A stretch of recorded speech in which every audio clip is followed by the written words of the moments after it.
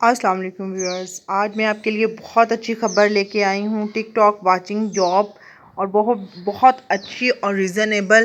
آپ نے صرف ٹک ٹاکس پہ جا کے ویڈیوز دیکھنی ہوں گی کہ آپ 1 گھنٹے میں $100 اور روزانہ 10 گھنٹے میں $1000 کمانا چاہتے ہیں تو یہ ویڈیو ضرور دیکھیں اور پوری آخر تک دیکھیں۔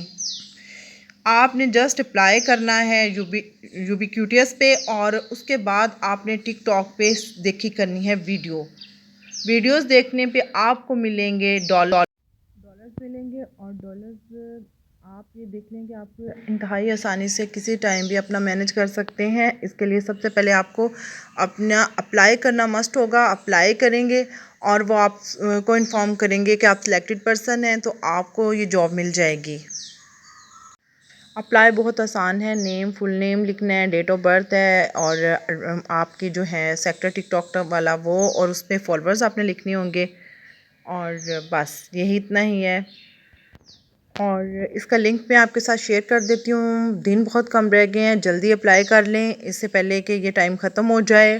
بہت آسان جاب ہے، آپ نے جسٹ ٹک ٹاک پہ ویڈیوز دیکھنی ہے اور آپ کو گھر بیٹھے بٹھائے ڈالرز میں آمدن ہوگی۔